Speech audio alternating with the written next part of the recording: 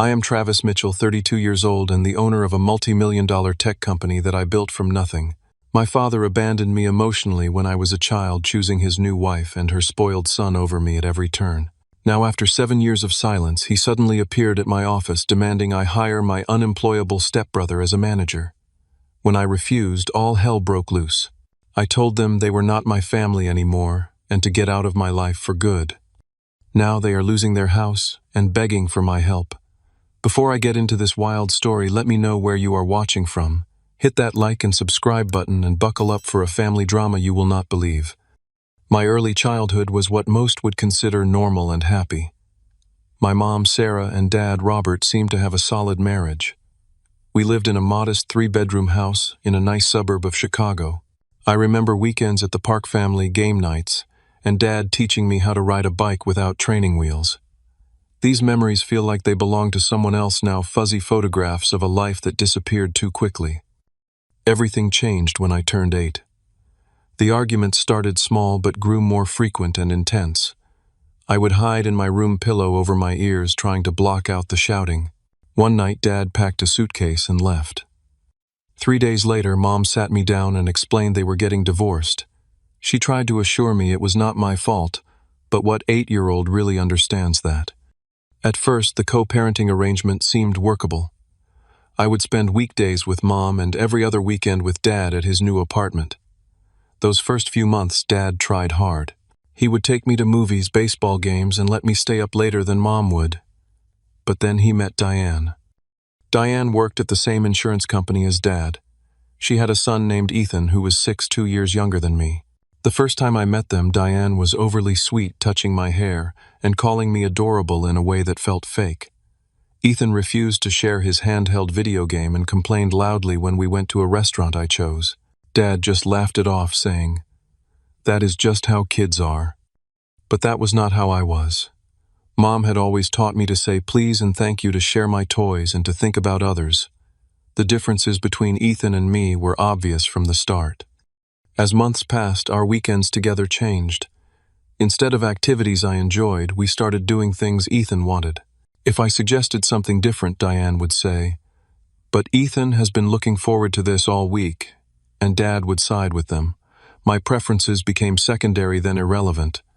When I was 10, Dad moved from his apartment into Diane's house in a different school district. My weekend room was actually their home office with a futon. Meanwhile, Ethan had a large bedroom with the latest gaming system, a television, and shelves overflowing with toys. When I asked why Ethan had so much stuff, Dad explained that Ethan had a rough time since his real dad left, so they wanted to make sure he felt secure. Apparently, my security was not a concern. Their wedding happened when I was 12. I was forced to be the ring bearer, matching Ethan, though I felt too old for the role. During the reception, I overheard Diane telling her friend, "We are finally a complete family now." I remember the sting of those words. In her mind, I was not part of their complete family. I was the weekend visitor, the obligation. My mom remained my emotional anchor through all this. She never spoke badly about Dad, though she had every right to. Instead, she focused on building me up. "You are stronger than you know, Travis," she would tell me when I came home upset from a weekend with Dad. She worked extra shifts as a nurse to provide for us, often looking exhausted but never complaining. Around 13, I discovered my passion for computers and technology. Mom scraped together enough money to buy me a basic computer for Christmas. I taught myself coding, spending hours learning languages and building simple programs. When I tried to show Dad my first successful game, a simple space shooter, he glanced at it for maybe 10 seconds before Ethan demanded attention for his new skateboarding trick. Dad never came back to see the rest of my game. The contrast between how they treated us became more pronounced at holidays and birthdays. On my 14th birthday, Dad and Diane gave me a $25 gift card to a bookstore. That same year, they bought Ethan a $1,000 gaming computer for getting C- grades instead of Ds. "We need to encourage his improvement," Dad explained, when I questioned the disparity. My straight as received a pat on the back and, "That is what we expect from you, Travis." Christmas was no different. My gifts were practical: clothes, school supplies, and occasionally books. Ethan's pile was always massive. The latest electronics, expensive clothes, and whatever fad toys were popular that year. One Christmas when I was 15, Dad forgot to remove the price tags. My gifts totaled less than $100. Ethan's exceeded $2,000. Through all this, I learned self-reliance. I stopped expecting Dad to show up to school events or take an interest in my achievements. I focused on what I could control: my grades, my growing programming skills, and the part-time job I got at 16 working at a local computer repair shop. The owner, Mr. Martinez, taught me hardware basics and became more of a mentor than my father ever was. I built emotional walls to protect myself from disappointment. Whenever Dad would cancel our weekend at the last minute because Ethan has a special event, I pretended it did not bother me. I channeled all my hurt into determination. If I was not going to have my father's support, I would succeed despite him, not because of him. By 16, I had fully embraced my independence. My grades were excellent, I had a small but loyal group of friends, and my skills in computer programming had advanced considerably. I entered a statewide technology competition with a database management system I had developed for small businesses. The finals were scheduled on a Saturday, one of my weekends with Dad. 2 weeks before the competition, I told Dad about it, explaining this was important to me and could lead to scholarship opportunities. He seemed distracted, but nodded and said, "We will try to make it work." A week later, he called to tell me he could not take me because Ethan had a junior varsity basketball game the same day. Not even a championship, just a regular season game where Ethan mostly sat on the bench. "Cannot someone else take him?" "This is really important for my future," I argued. "Travis, you need to understand that family supports each other. Ethan would be devastated if we missed his game. You are more independent. You will be fine going by yourself," Dad replied. Mom took the day off work to drive me instead. I won first place and a $5,000 scholarship opportunity. When I called Dad that evening to share the news, he seemed rushed. "That is great, bud. Hey, Ethan. Scored 6 points today. We are taking him out for a celebration dinner. I will call you tomorrow." He did not call the next day, or the day after. Meanwhile, Ethan's behavior grew worse through his teen years. He got caught shoplifting twice, but Dad paid off the stores to avoid charges. He threw parties when Dad and Diane were away, causing thousands in property damage that Dad quietly repaired. He failed classes because he skipped school, but Dad hired tutors and pressured teachers to give him makeup assignments. The summer before my senior year, I worked 2 jobs to save for college. Dad had promised when I was younger that he had been putting money away for my education. I had no reason to doubt him, though our relationship had deteriorated. I rarely stayed at his house anymore, using work as an excuse to limit our weekends together to occasional dinners. Then came the betrayal that severed what little connection remained between us. 3 months before college applications were due, I asked Dad about the college fund. We were sitting at a Denny's, one of our increasingly rare dinners together. Ethan and Diane had not come. Another boys' night that felt forced and awkward. Dad stirred his coffee for a long time before answering. "There have been some changes to that plan, Travis." "What does that mean?" I asked, already feeling a knot forming in my stomach. "Ethan had that situation last year," he began. The situation was Ethan at 16, taking Dad's car without permission, driving drunk and crashing into a parked vehicle. No one was hurt, but there was significant damage to both cars. "The legal fees and settlements were substantial," Dad continued, "and our insurance rates skyrocketed. I had to use the money I had saved for your college." I sat there stunned. "All of it?" "Most of it," he admitted. "There is maybe $1,000 left. So my college fund went to bail Ethan out of trouble. What about his college fund? Did you use that too?" Dad shifted uncomfortably. "Ethan does not have the same academic prospects as you. We decided years ago to invest more in experiences for him rather than college savings." The implications hit me like a physical blow.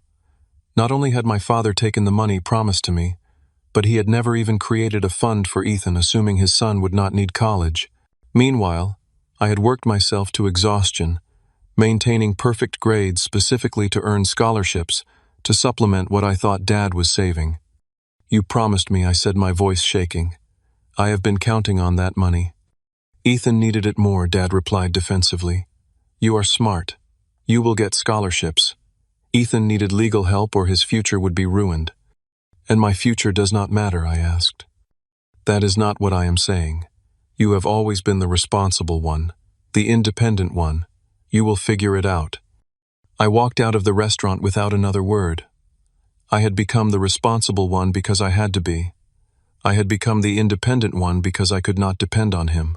And now, I was expected to figure it out because my stepbrother's drunk driving was apparently more important than my education. Mom was furious when I told her, but in her practical way she channeled that anger into action. We spent weeks applying for every scholarship we could find. I worked even more hours, often coming home after midnight to finish homework. I applied for student loans knowing I would be paying them off for years. In the end, I cobbled together enough through scholarships, loans, and my savings to attend a state university with a strong computer science program. It was not my dream school, but it was a path forward. Dad's communication during my college years was minimal.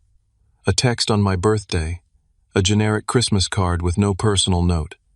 When I made the dean's list every semester, there were no congratulations. When I won a coding competition that came with an internship at a respected tech firm, I did not even bother telling him. Ethan, meanwhile, enrolled in and dropped out of 3 different colleges. Each time, Dad and Diane fully funded his tuition, apartment, and expenses. Each time, Ethan partied, skipped classes, and failed out. Yet they kept throwing good money after bad, making excuses about him finding himself and not being ready. I graduated with honors in computer science. Mom sat proudly in the audience alongside Mr. Martinez, who had become a true mentor, and my girlfriend at the time, Jessica. Dad had promised to come, claiming he had booked hotel rooms for the family. The night before graduation, he called to say Ethan had an emergency situation and they could not make it. I later saw on social media that the emergency was a concert Ethan wanted to attend. That was the last straw. I stopped reaching out entirely. If he wanted a relationship with me, he would have to make the effort. He did not. After graduation in 2015, I entered a job market still recovering from the recession. Despite my strong academic record and internship experience, full-time positions were scarce. After 3 months of searching and dwindling savings, I took a job at a small tech firm that paid barely above minimum wage. The position was basic, IT support, far below my skill level, but it was in the industry and offered flexibility. The company, Data Core Solutions, had only 15 employees and operated out of a converted warehouse space. The environment was chaotic but energetic. Most importantly, it introduced me to Brandon Reynolds, the head of development and my direct supervisor.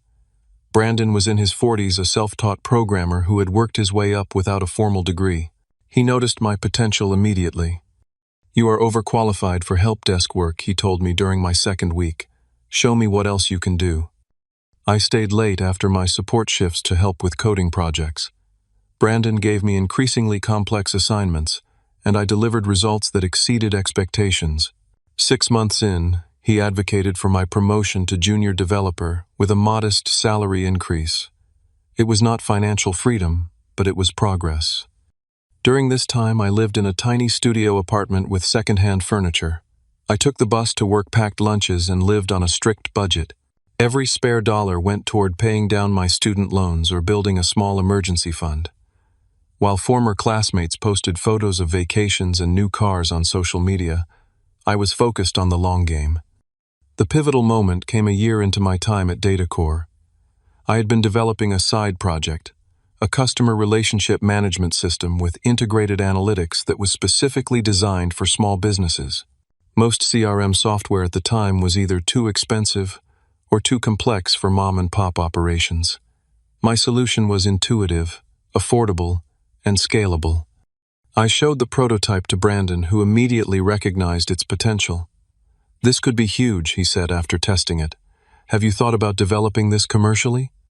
For the next 6 months, Brandon and I refined the concept on evenings and weekends. When we had a viable product, Brandon made an unexpected proposal. He had $75,000 in savings, and he offered to invest it as seed money if I would quit my job and focus on the startup full-time. He would keep working at DataCore but serve as an advisor and silent partner with a 30% stake. It was terrifying and exhilarating. At 24, with student debt and minimal savings, launching a business seemed foolhardy. But Brandon's confidence in me was unwavering, and the alternative was spending years climbing a corporate ladder. I took the leap. I named the company Mitchell Systems, and the first year was brutal. I worked from my apartment, living on Brandon's investment, while building the product. There were technical challenges, marketing missteps, and moments of paralyzing self-doubt. 3 potential clients backed out at the last minute. A competitor launched a similar product at a lower price point. My laptop died in the middle of a crucial development phase, forcing me to use a significant portion of our dwindling funds on new equipment. But there were victories too. Our first paying client, a local florist, reported a 20% increase in repeat business after implementing our system. Word of mouth led to 3 more clients. A small business blog featured our software, bringing a surge of inquiries. By month 14, we were generating enough revenue to cover basic operating costs. The breakthrough came when a regional chain of 30 hardware stores adopted our system.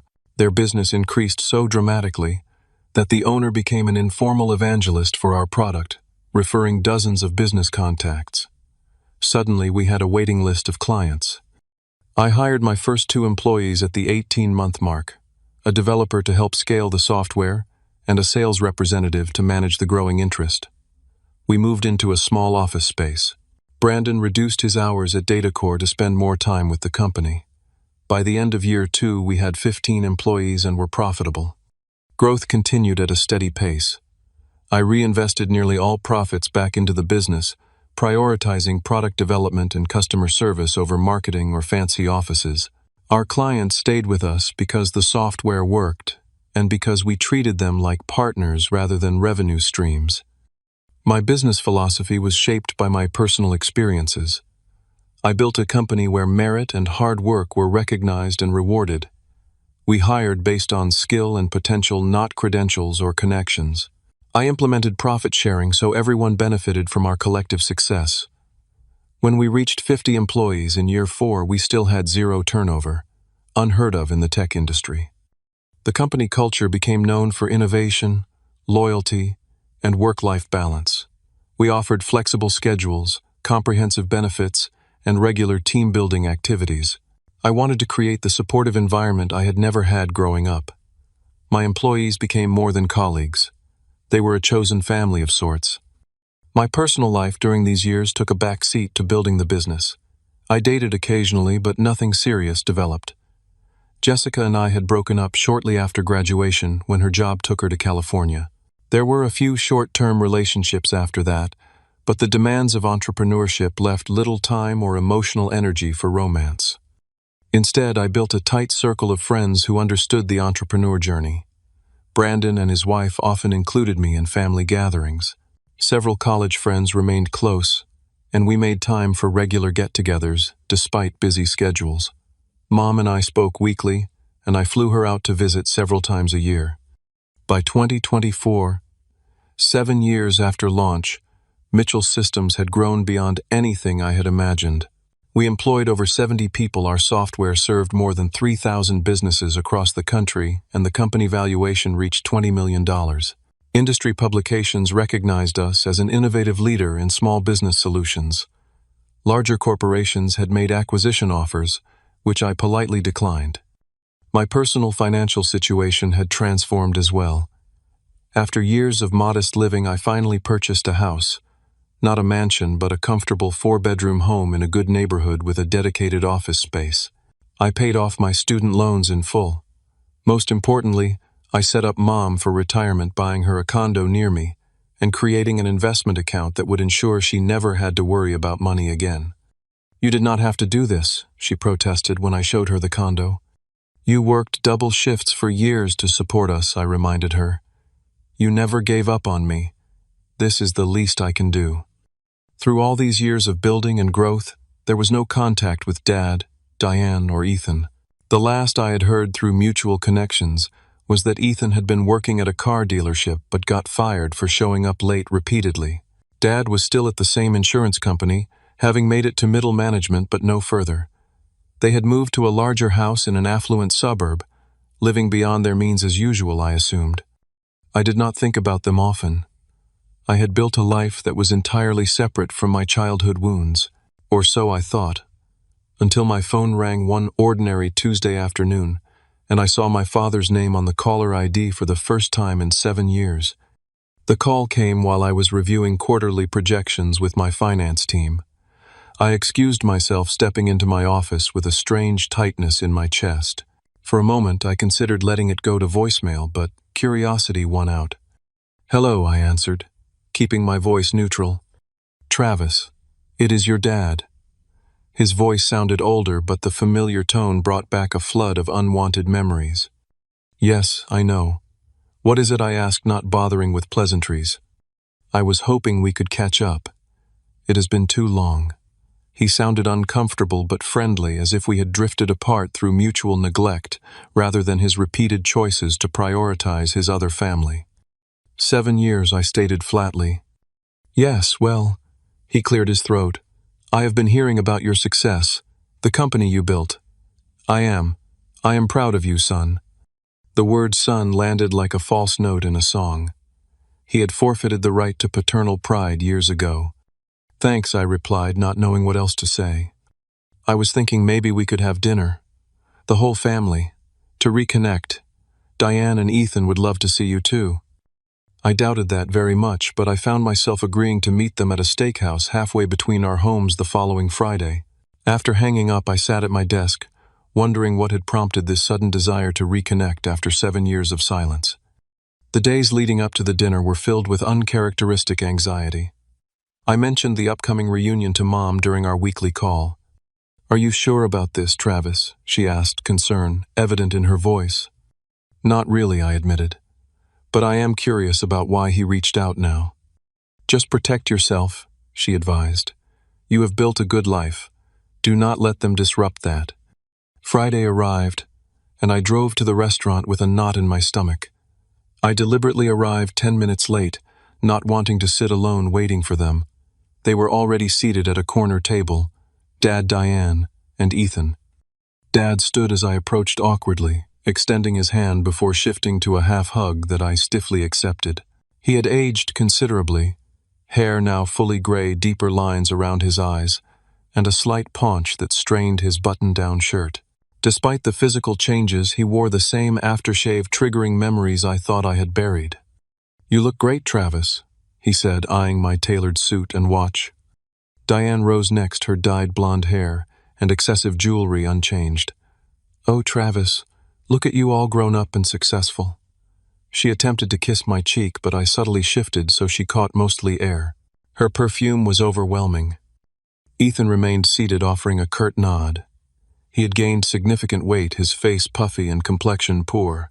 His designer polo shirt had a small stain on the collar, and his handshake was limp when he finally extended it.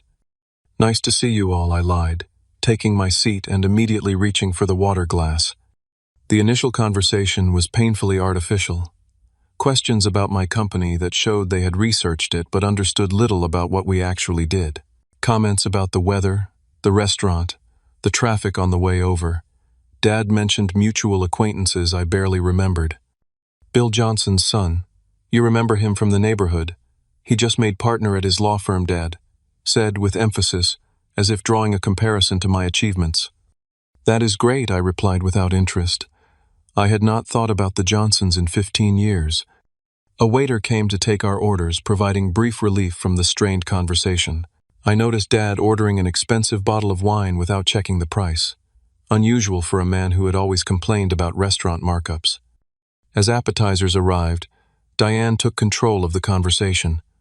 "We always knew you would do well, Travis.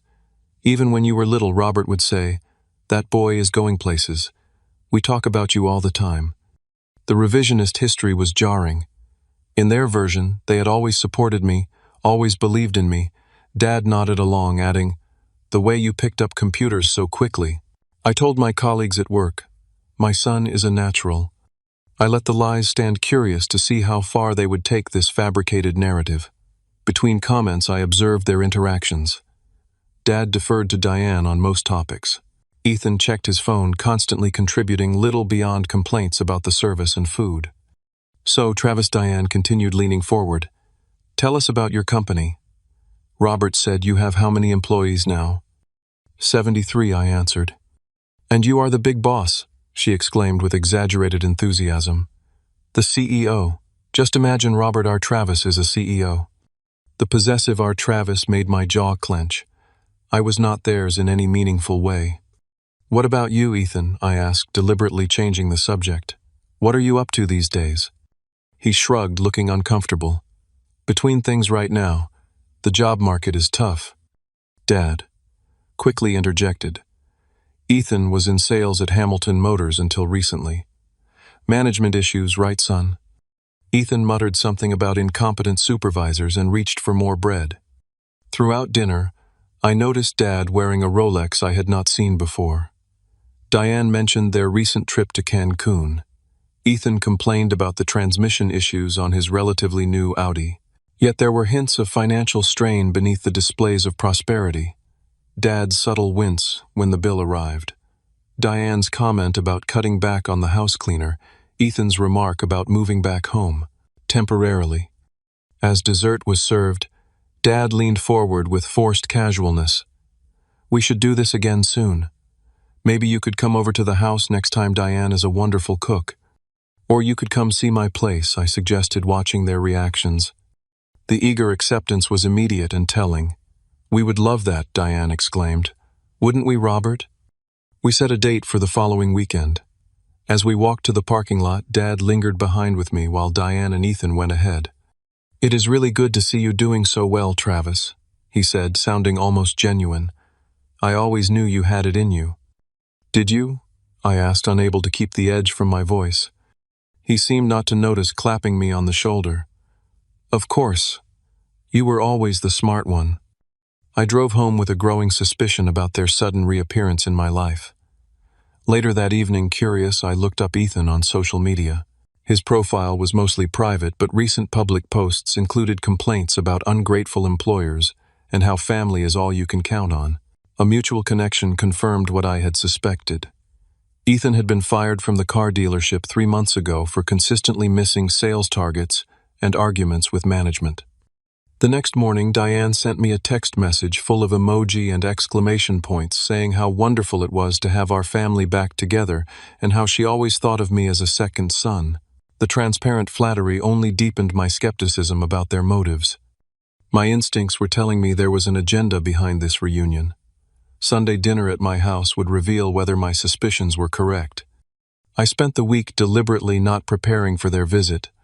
My house was already well kept, and I refused to make special efforts for people who had never made any for me. I did order food from a high-end catering service, not to impress them but because I did not want to waste time cooking. They arrived promptly at 6. Dad, carrying an expensive bottle of wine that I recognized as being beyond his usual price range. Their reactions upon entering my home were exactly what I had anticipated, a mixture of poorly concealed envy and exaggerated praise. This is just gorgeous, Travis Diane exclaimed, eyes darting around to assess the value of everything. You have such wonderful taste. Dad whistled appreciatively at the open-concept living area with floor-to-ceiling windows overlooking a small but well-landscaped backyard. You have done well for yourself, son. Really well. Ethan said little but wandered around touching things, picking up the smart home controller, examining my entertainment system, peering at the artwork on the walls as if checking for price tags. I gave them a brief tour, noticing how Diane lingered in my home office, where awards and company milestones were displayed. Dad asked pointed questions about the neighborhood and property values. Ethan disappeared for several minutes, and I later found him upstairs looking into my bedrooms. Just checking out the setup, he said, with an unconvincing smile when I asked what he was doing. During dinner, the conversation initially followed the same superficial pattern as our restaurant meeting. Dad asked about my journey to success, clearly fishing for details about company finances without being direct. Diane commented repeatedly on how I must be so busy and probably hardly have time for a personal life, her way of determining if I was single. Ethan remained mostly silent, occasionally making snide remarks about tech bros between large bites of food. After the main course, as we moved to the living room with coffee and dessert, Dad finally revealed the purpose behind their sudden reappearance in my life. Travis. We have been thinking. He began, setting down his coffee cup with deliberate care, about Ethan's career situation. I said nothing, waiting for him to continue. As you know, he has had some challenges finding the right fit professionally, Dad continued, choosing his words carefully. And it occurred to us, with your company doing so well and clearly in need of good people, that there might be an opportunity there. An opportunity, I repeated, keeping my expression neutral. Yes, Diane jumped in enthusiastically. Ethan has always had such people skills. He would be perfect in management. I turned to look at Ethan, who suddenly sat up straighter. You want a job at my company? Not just any job, Dad clarified. We were thinking something in management, maybe operations director or sales manager, something that uses his interpersonal abilities. The audacity was breathtaking. After 7 years of no contact, they expected me to hand Ethan, who could not hold down a basic sales job, a high-level management position in the company I had built from nothing. What is your management experience, Ethan? I asked calmly. He shifted uncomfortably. I supervised 2 junior salespeople at Hamilton for a while. Before you were let go, I added. His face flushed. That was political. The sales director had it out for me. And before that, the other jobs. Dad interjected before Ethan could answer. Look, Travis, everyone has setbacks. The point is, we are family. Family helps family. You are in a position to give Ethan the opportunity he needs to really shine. I do not hire family, I stated. It is company policy. Policies can be changed when you are the boss, Diane said with a tight smile. I would need to see a resume. I continued, ignoring her comment. References from previous employers. The same application process everyone goes through. Dad waved his hand dismissively. Come on, Travis. This is Ethan we are talking about. Your brother. Stepbrother, I corrected, who I have not seen or heard from in 7 years. That is water under the bridge, Diane insisted. We are here now reconnecting. This is what family does. Supports each other. I took a deep breath. If Ethan wants to apply for an entry-level position and work his way up based on performance, I would consider his application like anyone else's. The temperature in the room seemed to drop 10 degrees. Entry-level, Ethan finally spoke, voice tight with indignation. I am not some college kid looking for his first job. No, I agreed. College kids generally finish college. His face turned a deeper red. You think you are so much better than everyone else now that you have money. This is not about money, I explained, maintaining my composure. My company succeeds because we hire qualified people and promote based on merit. I would be doing a disservice to my employees if I put someone with no relevant experience into management. Dad leaned forward, his friendly facade falling away. After everything we did for you growing up, this is how you repay us. You would not even be where you are, if not for the values we instilled in you. The absurdity of his statement nearly made me laugh. What exactly did you do for me, Dad? What values did you instill? Was it when you missed my tech competition for Ethan's basketball game? When you took my college fund to bail him out after he drove drunk? Or maybe when you skipped my college graduation for a concert? That is ancient history, Dad dismissed with a wave. Parents make mistakes. We did our best with both of you boys. Your best was pretty one-sided, I observed. Diane's artificial sweetness vanished entirely. We raised you for 10 years in our home, Travis. We clothed you, fed you, provided a roof over your head. You owe us. I was your husband's legal and financial responsibility. As his child, I corrected her. That is not the same as raising me, and it certainly does not mean I owe Ethan a job he is not qualified for. So, that is it, Dad demanded, standing up. We reach out to reconnect, and you cannot even help your brother with something as simple as a job. If he wants to apply properly and start at the appropriate level, I already said I would consider it. Ethan stood now, 2 fists clenched. I am not working some minimum wage tech support job just because you have some chip on your shoulder about the past. Then I cannot help you, I said simply. You ungrateful little, Dad began, but caught himself. I could make things difficult for you, Travis. The family still respects me. Your grandparents, your cousins. If they knew how you were treating us. Are you threatening to turn the extended family against me? I asked incredulously. People I have not seen in a decade, because you stopped including me in family gatherings. Robert Diane put her hand on his arm, suddenly aware things were spiraling. Let us all calm down. Travis, honey, we are just asking you to consider helping family in a time of need. Ethan has Bill's student loans from those colleges. The colleges he dropped out of, I added. He tried, she snapped. Not everyone is like you. Some people need more support, more chances. I agree, I said, standing as well. And he has had dozens of chances. From you. But not with my company. Not with the livelihoods of 73 people who depend on competent leadership. Dad pointed his finger at me. You listened to me. After everything I sacrificed for you growing up. That was the breaking point. Sacrificed. What exactly did you sacrifice? You chose your new family over me at every opportunity. You abandoned me emotionally, then financially.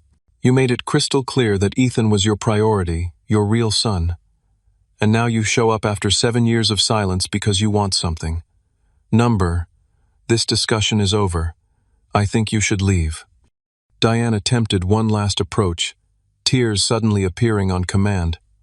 We are just trying to be a family again. We were never a family, I said quietly. You made sure of that a long time ago. Please leave. They gathered their things in stony silence. At the door, Dad turned back. This is not over, Travis. You will regret turning your back on family. After they left, I poured myself a drink and sat in the sudden quiet of my living room. I had expected some kind of ulterior motive, but the sheer entitlement had still managed to shock me.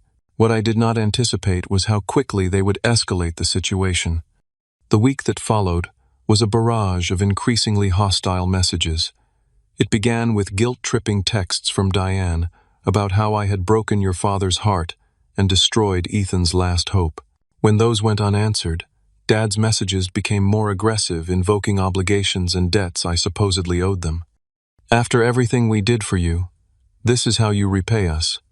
By spitting in our faces, one message read. Ethan's contribution was a rambling, profanity-laced voicemail about how I thought I was too good for family now, and how my success was just lucky timing rather than skill or hard work. I blocked their numbers after 3 days of this, but the harassment continued through email and even LinkedIn messages. Dad somehow obtained my assistant's contact information and began leaving messages with her, each one marked family emergency. The situation reached its breaking point on Thursday morning. I was in a meeting with our development team when my assistant interrupted, looking uncomfortable. I am sorry to disturb you, but your father is in the lobby. He is demanding to see you and refuses to leave. Security is asking how you want to handle it. I excused myself and headed to the front of the building. Through the glass doors, I could see Dad pacing aggressively, gesturing as he argued with the receptionist and security guard. His face was flushed with anger, his tie askew. As soon as he saw me, he pointed accusingly. There he is, the big, important CEO who is too good for his family. Several employees stopped to stare.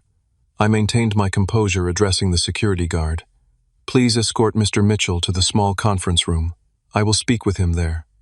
You damn right you will, Dad muttered, as he followed the guard. Once we were alone in the conference room with the door closed, I spoke first. This is completely inappropriate. You cannot come to my workplace and cause a scene. I would not have to.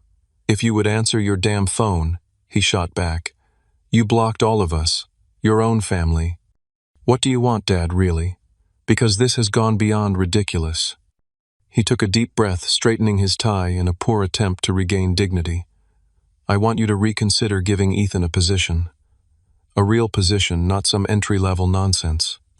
That is not happening, I stated firmly. And showing up here like this only confirms I made the right decision. Then I have no choice, he said, his voice suddenly cold. As of this moment, you are no longer my son. You are dead to me and this family. I will make sure everyone knows how you turned your back on us when we needed you. I should have felt something at these words. Hurt, anger, loss. Instead, I felt an unexpected sense of clarity and release. "You cannot disown someone who stopped being your son years ago," I said quietly. "You made your choice a long time ago, Dad. You chose Diane and Ethan. You traded me for your new family the moment they came into your life.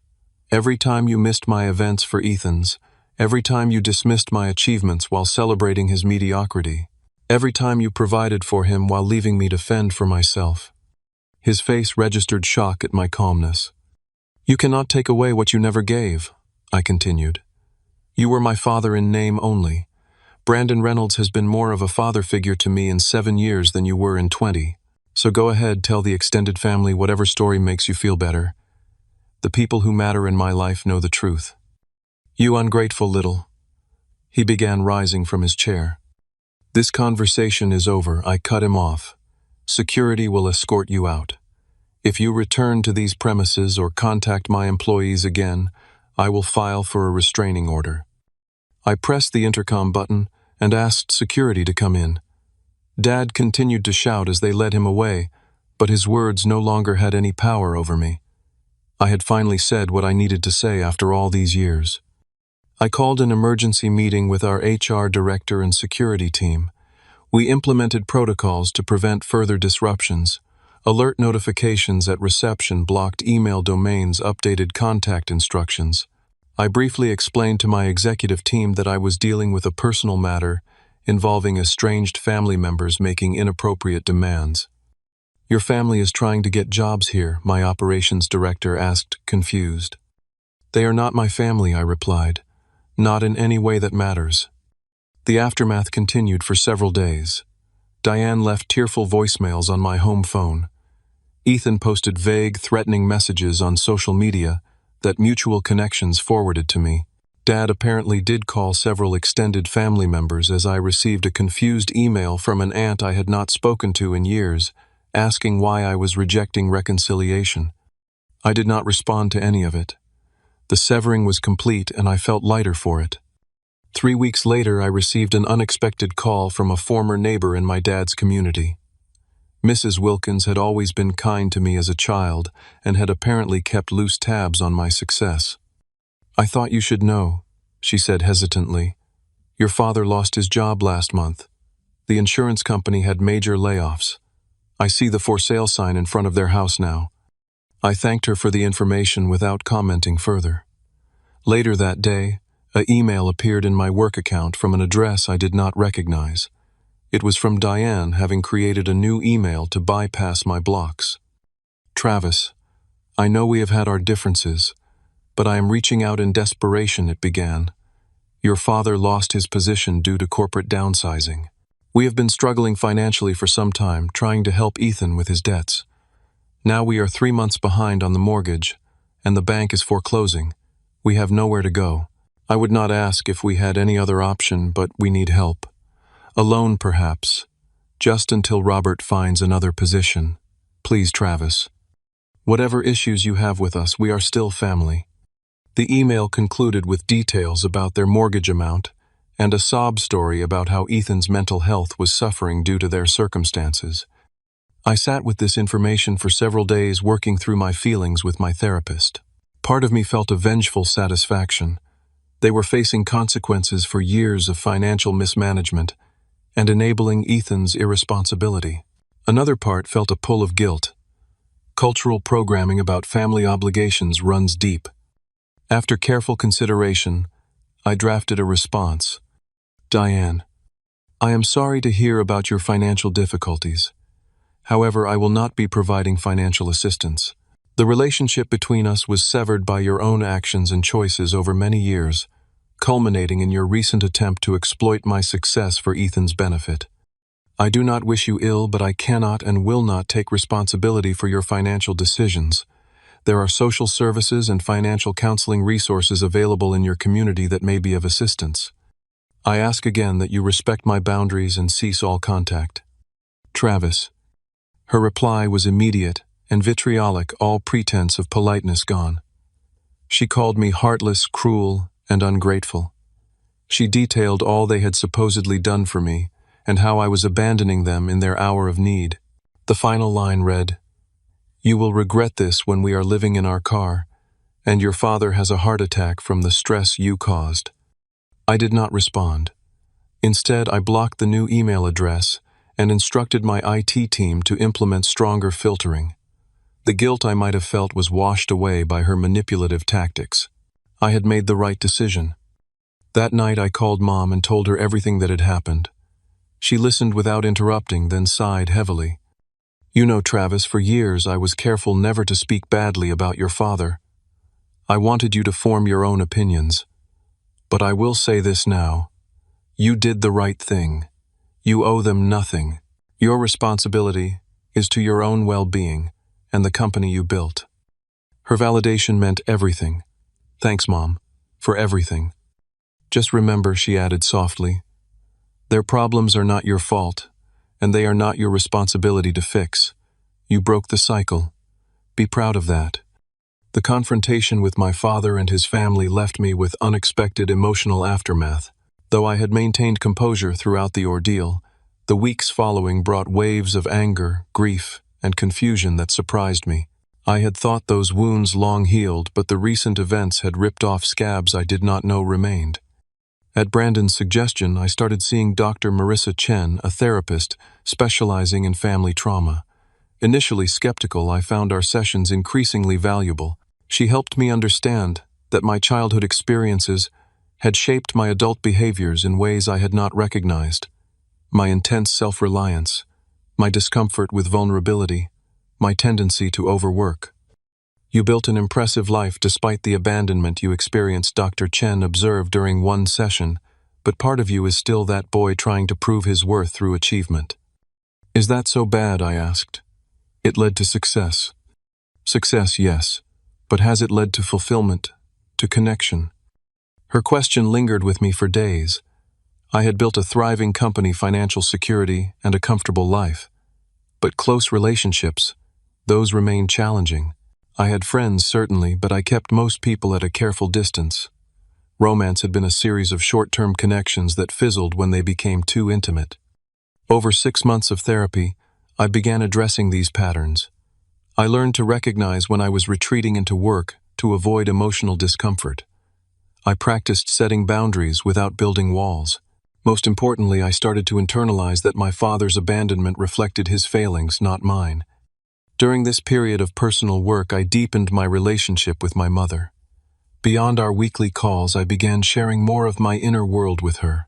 One weekend, I flew her to Chicago and showed her the company I had built, introducing her to my team and showing her the impact of our work. "I always knew you would do something extraordinary," she said, eyes shining as she toured our offices. "But more than your success, I am proud of the man you have become. How you treat others, the integrity you show, that matters more than any business achievement." I also reconnected with my mother's side of the family, cousins, aunts, and uncles I had fallen out of touch with during my years of intensive company building. My cousin Jake and I discovered a shared interest in hiking, leading to monthly excursions in nearby state parks. My Aunt Patricia, Mom's sister, invited me to family gatherings I had previously declined due to work commitments. I began attending, finding unexpected joy in these connections. Meanwhile, Mitchell Systems continued to thrive. Inspired by my own journey, I implemented a new company initiative, a mentorship program for young people from disadvantaged backgrounds. We partnered with local high schools and community colleges to identify students with aptitude but limited resources, offering internships, training, and scholarship opportunities. The program's first cohort included 17-year-old Marcus, whose single mother worked 2 jobs to support their family. His enthusiasm for coding reminded me of myself at that age, but unlike me, he would have guidance and support on his journey.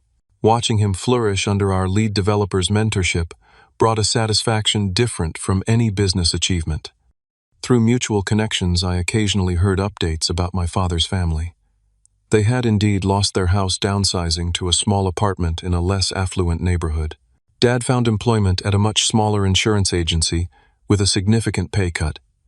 Ethan was working retail at an electronics store, ironically one that sold our company's point-of-sale software. There was a certain symmetry to it all, though I took no pleasure in their difficulties. The anger I had carried for so long gradually transformed into something else. Not forgiveness exactly, but a kind of release. They no longer occupied significant space in my thoughts. I had stopped checking for messages from them or worrying about potential confrontations. The power they once held over my emotions had dissipated. This emotional freedom created space for new connections. At a tech conference in Boston, I met Alexis Raymond, a brilliant software engineer who had founded her own educational technology startup. Unlike previous relationships where I had kept parts of myself carefully guarded, I found myself sharing my full story with her: the childhood abandonment, the recent confrontation, the healing journey. "That explains a lot about your company culture," she observed after listening intently. "You built the supportive environment you never had." Our relationship developed slowly but deeply. For the first time, I was with someone who saw all of me: the successful CEO and the wounded child, the confident leader and the man still learning to trust. Alexis had her own complicated family history, creating a mutual understanding that felt both rare and precious. As our connection grew, so did my understanding of what true family meant. It was not defined by DNA or legal ties, but by choice, respect, and consistent presence. My chosen family included Brandon and his wife, who had believed in me when I had nothing but an idea. It included my core team at Mitchell Systems, who had been there through the lean early days. It included Mom, who had sacrificed everything to give me stability. And now it included Alexis, who loved me not despite my complicated history, but with full awareness of it. One Sunday afternoon, nearly a year after the final confrontation with my father, Alexis and I were having brunch with Mom and Brandon's family. Looking around the table at these people who had chosen to be in my life, who had earned their place through loyalty and love, I felt a profound sense of peace. "You know," I said to Alexis later that evening as we walked along the lakefront, "I spent so many years thinking I needed to heal from being unwanted. But that was never true. I was wanted, just not by him. And that was his loss, not mine." She squeezed my hand. "Their rejection was the price of your freedom, to become who you are, rather than who they wanted you to be." In that moment, I realized the greatest gift of this difficult journey: the freedom to build a life on my own terms, guided by values I had chosen rather than inherited. If and when I became a father myself, I would break the cycle completely, creating a home where love was unconditional, where achievement was celebrated but never required for belonging, where family meant showing up consistently, not just when you needed something. The company continues to grow, but my sense of identity is no longer exclusively tied to its success. I have discovered joy in the spaces between achievements. In Sunday, hikes with my cousin, in teaching Marcus to drive, in quiet evenings with Alexis discussing books rather than business. The path forward is not without challenges. Old habits of self-protection emerge occasionally. The impulse to retreat into work during emotional stress requires conscious resistance. But the difference now is awareness. I recognize these patterns as remnants of old wounds rather than fundamental truths about who I am. If there is wisdom I have gained from this journey, it is this: family is not an obligation, but a privilege earned through love, respect, and consistent care. Blood ties may determine our beginnings, but they need not define our entire story. We have the power to choose who belongs in our lives, to build connections based on mutual value rather than obligation. The greatest act of self-love sometimes is walking away from those who cannot see your worth, creating space for those who can. And the most profound healing comes not from changing others, but from changing the stories we tell ourselves about what we deserve. So what is your experience with family relationships? Have you ever had to set difficult boundaries with relatives? Hit like and subscribe if this story resonated with you, and share in the comments below how you have navigated complex family dynamics in your own life. Remember, creating your chosen family might be the most important work you ever do. Thank you for listening to my story, and may you find the courage to write your own on your terms.